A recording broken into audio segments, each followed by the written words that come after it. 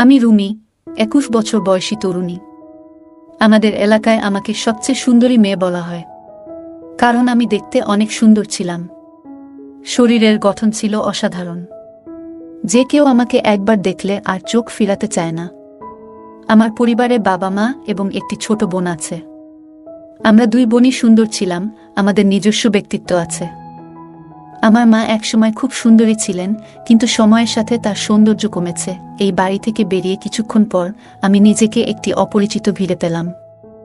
এক মহিলা বললেন, তুমি জানো জেরিন তার পুত্রবধূকে কেমন করে চেক করেন? শুনে আমি অবাক হলাম। তিনি ব্যাখ্যা করলেন, তোমার শাশুড়ি জেরিন একজন ধাত্রী এবং মহিলা গর্ভবতী কিনা তা পরীক্ষা করেন। আমি অনেক ভয়ে ছিলাম, কারণ আমার পেটে অন্য কারো সন্তান ছিল। তা কেউ জানত না। বন্ধুরা, আমার গল্পগুলো তোমরা শুনো, কিন্তু সাবস্ক্রাইব করো না।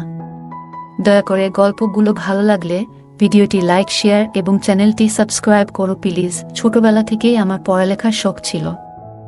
ইন্টারমিডিয়েট পর্যন্ত পড়েছি। আমি সবসময় নতুন জামা, জুতা আর বিয়ের স্বপ্ন দেখতাম। বড় হয়ে কি হতে চাই তা বললে সবাই হাসত। যদিও তখন এসবের গুরুত্ব বুঝতাম না, তবু আমি বাবাকে সব বলতাম। মেইন মার্কেটে তার একটি ফলের দোকান ছিল। সে খুব বন্ধুত্বপূর্ণ ছিল। আমাদের পরিবারে বাবা মা ঈশ্বরের কাছে দুটি মেয়েকে পেয়েছিলেন এবং আমাদের দেখে রাখতেন। ইন্টারমিডিয়েট শেষ করার পর আমি বাড়িতেই ছিলাম। মা আমাকে রান্নাঘরের কাজে জড়াতে চাইতেন। তিনি বলতেন, রান্নার দক্ষতা সারা জীবনের জন্য প্রয়োজনীয়। যদি কোনো মহিলা হান্ডি এবং রুটি রাঁধতে না জানেন, তবে ঘরে তার উপস্থিতি বা অনুপস্থিতি একই। তাই মা প্রতিদিন আমাকে রান্না শেখাতেন। কখনো আমি উৎসাহ নিয়ে শিখতাম, কখনো শুধু মায়ের পাশে দাঁড়িয়ে থাকতাম। মা বলতেন, রুমি, যে কোনো কাজ আবেগের সঙ্গে করলেই শিখবে। একদিন মা হঠাৎ অজ্ঞান হয়ে গেলেন। আমি খুব ভয় পেয়ে গেলাম এবং দ্রুত বাবাকে খবর দিলাম। বাবা এসে মাকে হাসপাতালে নিয়ে গেলেন। আমরা দুই বোনও তাদের সঙ্গে গেলাম। বাবা বললেন, চিন্তা করো না। কিন্তু আমি বারবার কাঁদছিলাম। মায়ের এমন অবস্থা দেখে মনটা খুব খারাপ হয়ে গেল। বাবার খোঁজ নিয়ে আমরা চিন্তিত ছিলাম। তিনি অনেক দিন ধরে ফোন করেননি। একদিন আমি বাবাকে ফোন করলে তা বন্ধ পাই। দোকানে ফোন করে জানতে পারলাম সুনীল সেখানে কাজ করছে। বাবাকে অনেক দিন দেখেনি। সুনীল বাবাকে খুব পছন্দ করতেন। আমি তাকে জিজ্ঞেস করলাম, বাবার কোনো খবর আছে? তিনি বললেন, না, চাচা এখনো আসেননি। খোঁজার চেষ্টা করব, তুমি দুশ্চিন্তা করো না। কিন্তু আমার উদ্বেগ বাড়ছিল। প্রায় 5 ঘন্টা পর বাবা মা বাড়ি ফিরলেন। আমি মাকে দেখে জড়িয়ে ধরে কাঁদতে লাগলাম। বাবা বললেন, মাকে ঠিকমতো বসতে দাও। আমি মাকে সোফায় বসালাম। মা খুব ক্লান্ত ছিল। জানতে পারলাম মায়ের রক্তশূন্যতা ও উচ্চ রক্তচাপ ছিল।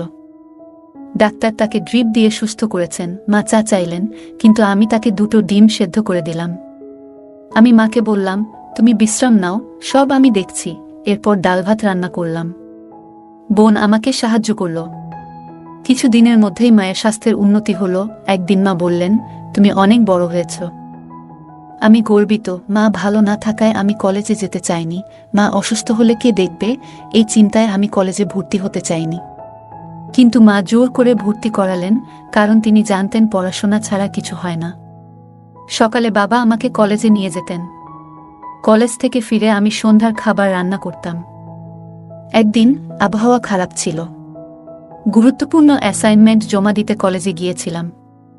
ফিরে আসার সময় কালো মেঘ ও বৃষ্টি দেখে চিন্তিত হলাম। কলেজের গেটে সুনীলকে দাঁড়িয়ে থাকতে দেখলাম। সে বলল, চাচা ব্যস্ত ছিলেন, তাই আমি তোমাকে নিতে এসেছি।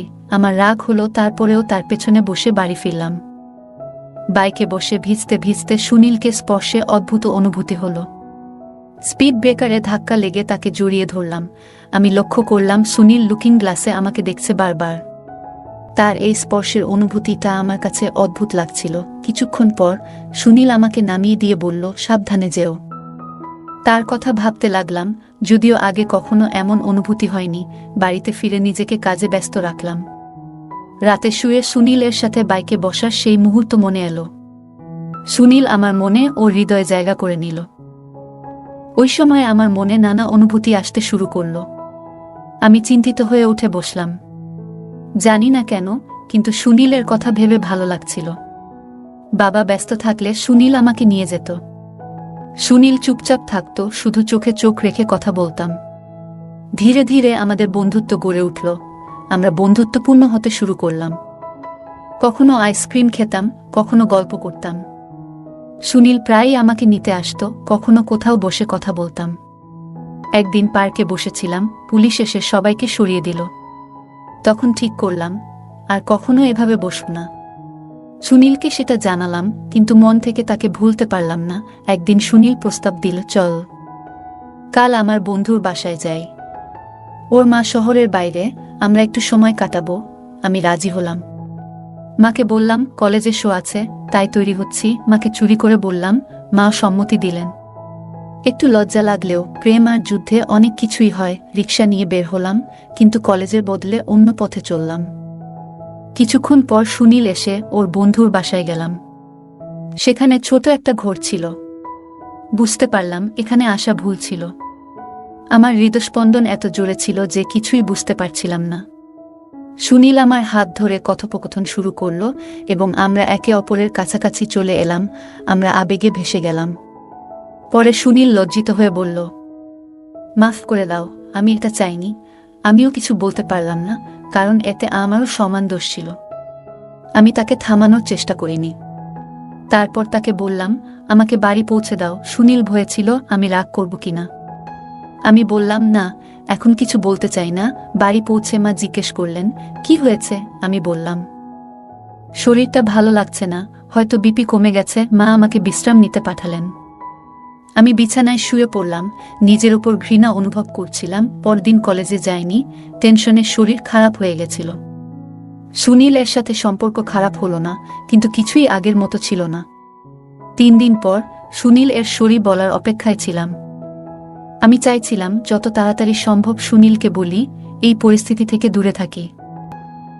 আমার পরিবারকে জানিয়ে বিয়ের কথা বলো, কিন্তু সুনীল যেন হারিয়ে গেছে। তার খোঁজ পাই না, খুব চিন্তিত। একদিন বাবাকে জিজ্ঞেস করলাম, বাবা, সুনীল কোথায়? বাবা বললেন, আমি তাকে চাকরিচ্যুত করেছি। সে দোকানের অনেক ক্ষতি করেছে। শুনে আমি স্তব্ধ হয়ে গেলাম। সুনীল আমাকে প্রতারণা করেছে, আমাকে একা ফেলে গেছে। আমার মা অসুস্থ হয়ে পড়লেন, তাকে হাসপাতালে নিতে হলো। 3-4 দিন পর মা বললেন, রুমিকে বিয়ে দিতে হবে। বাবা রাজি হলেন। তখন জানতে পারলাম আমি মা হতে যাচ্ছি। খুবই হতাশ, আত্মহত্যা করার কথা ভাবছিলাম। মা জোর দিয়ে বললেন, 8 দিনের মধ্যে বিয়ে করতে হবে। আমার বিয়ে ঠিক হলো সুজয়ের সাথে। মা বাবার পছন্দ। সুজয় 12 বছরের বড় আর ব্যাংকে চাকরি করেন। তার প্রথম স্ত্রী তাকে তালাক দিয়েছেন। আমি কিছু বলতে পারলাম না, কারণ আমার পেটে সুনীলের সন্তান। বিয়ের সিদ্ধান্ত নিতে হলো। আমার গর্ভাবস্থা 2য় মাসে ছিল। বাবার সিদ্ধান্তে বিয়ের তারিখ ঠিক হলো। 1 সপ্তাহ পরে বিয়ের দিন মা সুজয় এর উঠানে এলেন। আমার মা বাবার চাপের কারণে বিয়েতে রাজি হতে হয়েছিল। নতুন বাড়িতে এসে প্রথম কয়েকদিন খুব অস্বস্তি লাগছিল। এলাকার মহিলারা আমাকে দেখতে আসছিলেন, আর আমি অপরিচিত পরিবেশে খুব নার্ভাস ছিলাম। সব সময় ভয়ে থাকতাম আমার গোপন কথা যদি কেউ জেনে যায়। একদিন শাশুড়ি আমাকে পরীক্ষা করতে এলেন। আমি কাঁপছিলাম, মনে হচ্ছিল আমার গোপন কথাটি ফাঁস হয়ে যাবে। আমি বললাম, এই জামা কাপড়ে কিছুক্ষণ বিশ্রাম নিতে চাই। শাশুড়ির চোখ আমার শরীরের উপর এক্স-রে মেশিনের মতো ঘুরছিল। আমি খুব ভয় পাচ্ছিলাম। তখনই সুজয় রুমে ঢুকলেন। সুজয় 35 বছরের হলেও দেখতে ভালো ছিলেন। সুনীলের প্রতারণার পর আমি নিজেকে বলেছিলাম সুজয়কে বিশ্বাসঘাতকতা করব না। সুজয় যখন আমাকে আংটি পরালেন, আমি নিজেকে তার প্রতি অনুগত হওয়ার প্রতিশ্রুতি দিলাম। পরদিন সকালে শাশুড়ির আশীর্বাদ নিতে গেলাম। তিনি কিছুক্ষণ চুপ করে থাকলেন, তারপর বসতে বললেন। তার মনোভাব বুঝতে পারছিলাম না। আমি মনে মনে ভাবছিলাম, আমি কি এই নতুন জীবনে সুখী হতে পারব? আমি বুঝতে পারছিলাম না কি করব। সকালে উঠে আমি রুমে চলে আসলাম। সুজয় তখনও ঘুমাচ্ছিল। মনে হলো আজ মুখ দেখানোর রীতি ছিল, যেটা আমি গতকাল করতে পারিনি।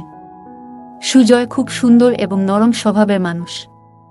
আমি নিজেকে দোষারোপ করছিলাম, কেন সুনীলের সাথে সম্পর্ক করেছিলাম। সুজয় কিছু জানত না, তাই স্বস্তি পেলাম। রাতে সুজয় আমাকে রাতের খাবারের জন্য ডেকেছিলেন, কিন্তু আমি চুপ করে রইলাম। পরে 3 কাপ চা বানিয়ে সুজয় এর রুমে নিয়ে গেলাম। কিছুক্ষণ পরে আমার শাশুড়ি এসে বললেন, রুমি, আমার 30 বছরের অভিজ্ঞতা আছে। আমি বুঝতে পেরেছি তুমি গর্ভবতী। আমি হতভম্ব হয়ে গেলাম। শাশুড়ি বললেন, সুজয় কখনো বাবা হতে পারবে না। তার প্রথম স্ত্রীও তাকে এই কারণেই ছেড়ে গেছে। তোমার মা সুজয় এর কথা জেনে এই সম্পর্ক মেনে নিয়েছেন। তুমি সুজয়কে সব কথা বলে দাও, না হলে সে জানতে পারলে খুব রেগে যাবে। আমি চুপ করে রইলাম, মাথা নিচু করে রুমে ফিরে এলাম। বুঝতে পারছিলাম না কিভাবে সুজয়কে সব বলবো। সারা রাত এভাবে কাটালাম। সুজয় ঘুম থেকে উঠে আমাকে এভাবে বসে থাকতে দেখে বললেন, রুমি, তোমার কি হয়েছে? এভাবে আছো কেন? আমি আবেগে তাকে সব সত্যি বললাম। সুজয়, আমি ভুল করেছি। আবেগের বশে আমি সুনীলের প্রেমে পড়েছিলাম এবং তাকে বিয়ে করতে চেয়েছিলাম, কিন্তু সে আমাকে প্রতারণা করেছে। তোমার কাছে ক্ষমা চাইছি। তুমি যদি ক্ষমা করতে না পারো, তোমার যে সিদ্ধান্তই নাও মেনে নেব। সুজয় চুপ হয়ে গেল এবং কিছু না বলে বাইরে চলে গেল। আমি কান্নায় ভেঙে পড়লাম। পরে ব্যাগ গুছিয়ে আম্মুর বাসায় চলে গেলাম। মা বললেন, আমি জানতাম সবকিছু, তাই তোমার বিয়ে তাড়াতাড়ি করেছিলাম। সুজয় এর মা ও আমি এ বিষয়ে আগে থেকেই জানতাম। মা আরও বললেন, সুজয় কখনো বাবা হতে পারবে না, তাই আমরা ভেবেছিলাম তোমার সন্তানকে দত্তক নেবে। আমি জানতাম সুজয় তোমার জন্য ভালো পছন্দ। আমি নির্বাক হয়ে গেলাম। মা আমাকে লজ্জিত করে চলে গেলেন। আমি কান্নায় ভেঙে পড়লাম। মনে হলো সারা পৃথিবী অন্ধকার হয়ে গেছে। সুনীল আমাকে প্রতারণা করেছে। আমি নিজেকে দোষারোপ করলাম। এখন শুধু আমার শাশুড়ি ও মা জানেন। সুজয় এই সত্যটা জানে, এরপর সবাই জানতে পাবে।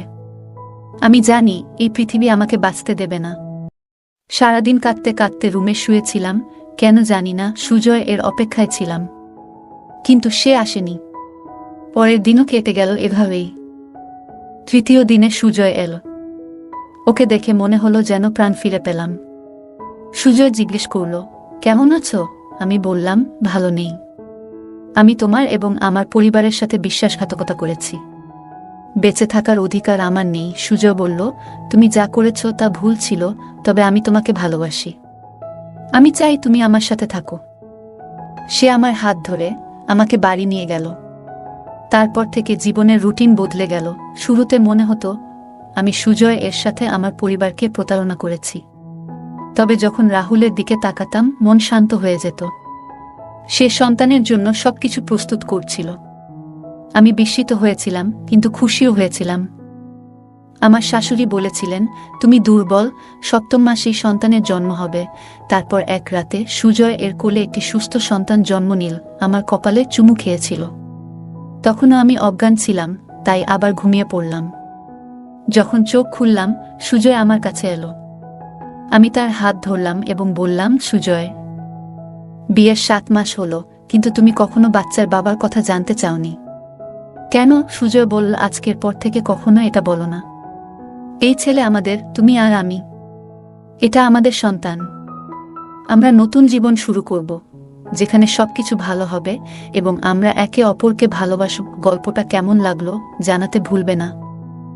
আরও মজার মজার রোমান্টিক গল্প শুনতে চাইলে ভিডিওটি লাইক, শেয়ার এবং চ্যানেলটি সাবস্ক্রাইব করতে এবং বেল আইকনটি টিপতে ভুলবে না। ধন্যবাদ।